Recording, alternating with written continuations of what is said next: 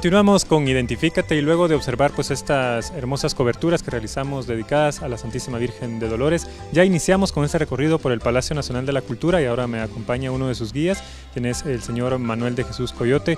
Don Manuel, muchísimas gracias por acompañarnos. Vamos a iniciar conociendo un poco de la historia del palacio, cómo es que se decide realizarlo y cuántos años pues duró su construcción y todos los pormenores a grandes rasgos.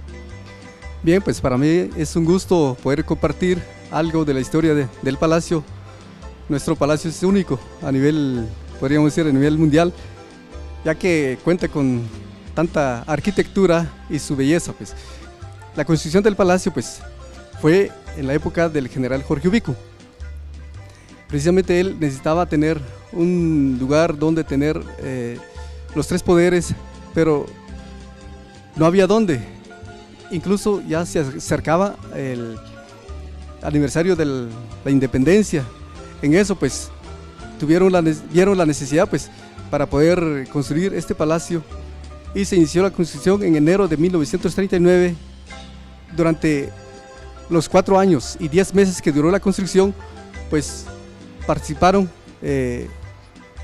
seguramente personas capacitadas, personas con amor para dejar este palacio con toda su belleza.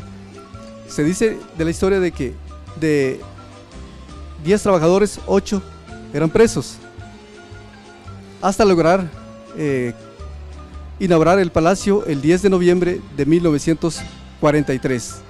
Total de que tuvo un periodo de 4 años y 10 meses, el tiempo que duró la construcción del edificio.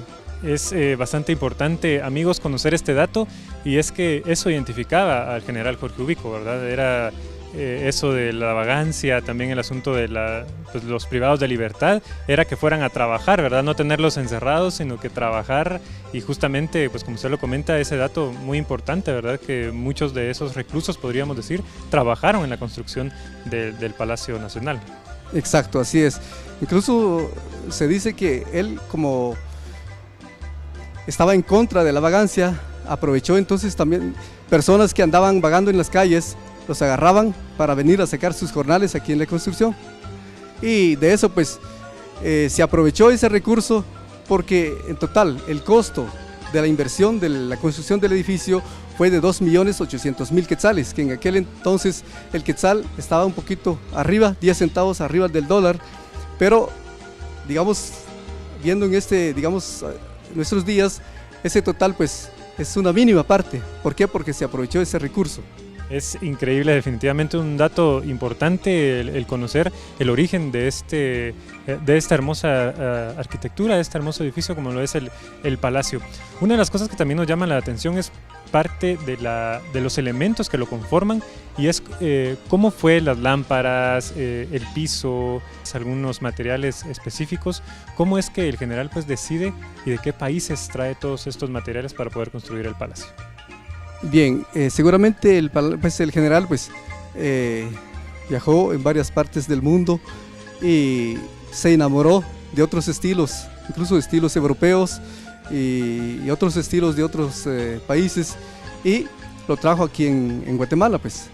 Precisamente el palacio pues, le dicen que tiene estilo ecléctico. Eso quiere decir que el estilo es una mezcla de varios estilos.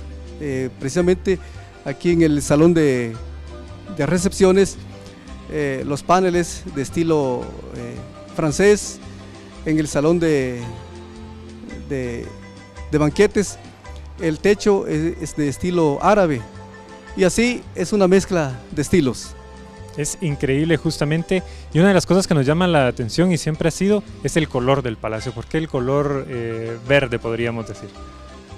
Bien, fue de ese color porque era el color favorito de la esposa del general Jorge Ubico, doña Marta la Enfiesta.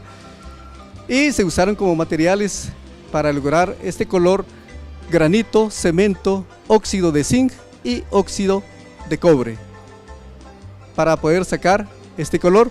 Y precisamente por este color verde le dicen al palacio el guacamolón.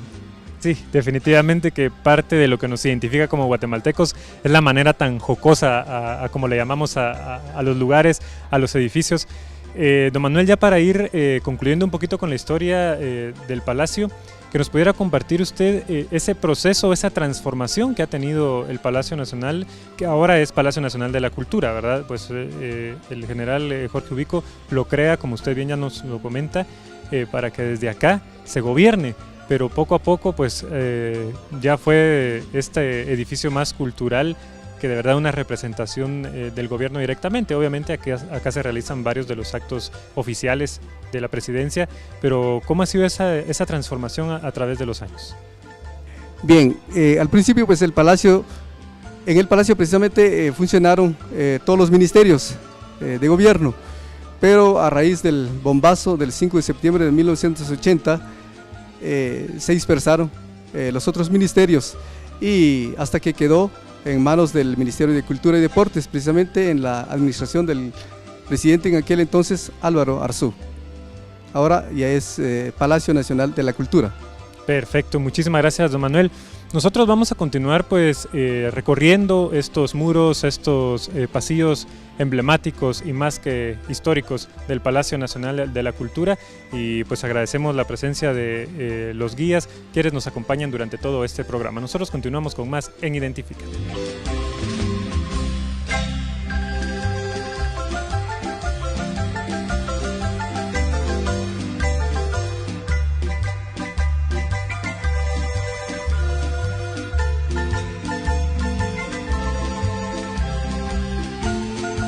Bueno, pues interesante conocer un poco de la historia de este emblemático lugar, como lo es el Palacio Nacional de la Cultura, en esta entrevista que tuvo William en los alrededores del mismo. Ahora vamos a conocer un poco del himno nacional, y es que es un detalle o un elemento que pasa desapercibido muchas veces en estas celebraciones del 15 de septiembre, en estas celebraciones a nuestra patria, en este 195 aniversario de independencia, y es que nos enfocamos en los símbolos patrios, en los próceres de la independencia, en la firma del acta de la independencia y esos detalles, pero el himno nacional es algo que nos representa y nos identifica como guatemaltecos alrededor del mundo. Es por ello que es el himno más bello del mundo. Ahora le damos la bienvenida al licenciado Miguel Álvarez Arévalo, cronista de la ciudad, quien nos hablará un poco de la historia del himno, sus autores y todos los pormenores del mismo.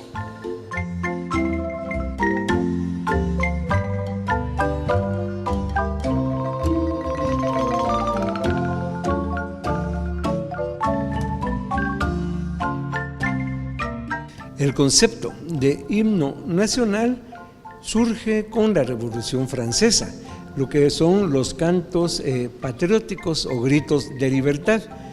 Uno de esos cánticos fue la Marsellesa, la que posteriormente fue declarada como himno nacional francés. A este respecto vemos cómo en los distintos países, incluyendo las nuevas naciones americanas, van optando un canto patriótico con categoría de himno nacional. En el caso de Guatemala, fue en 1888, siendo presidente de la República Manuel Lisandro Varías, que se llamó a un concurso para himno nacional. Sin embargo, nunca se ratificó como tal. La música fue premiada, la partitura de Rafael Álvarez Ovalle, y se utilizó la letra de Ramón Pereira Molina, un poeta, pero solo se conoció como himno popular.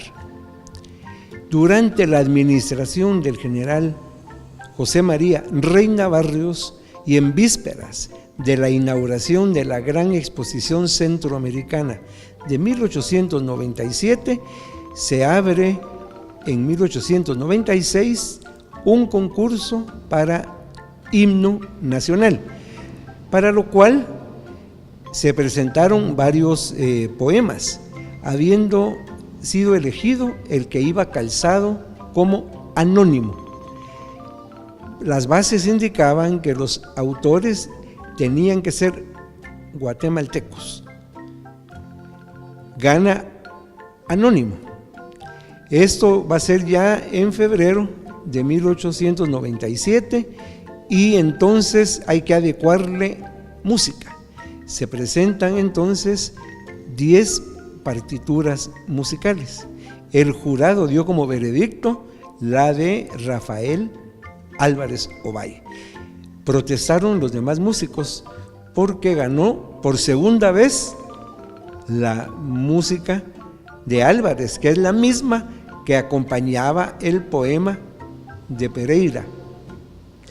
Por lo tanto, el presidente de la República lo que hizo fue citar a su casa a distinguidos músicos europeos que estaban en Guatemala para que escucharan las partituras y todos votaron, es decir, por unanimidad por la de Álvarez. Es así como en febrero de 1897 ya se ratifica entonces el himno nacional con la música de Rafael Álvarez Ovalle y la letra de Anónimo. El himno se estrena el día 14 de marzo de 1897 a las 8 de la noche en el Teatro Colón. Fue interpretado por la orquesta y los coros del conservatorio y fueron dirigidos por el propio Rafael Álvarez Ovalle.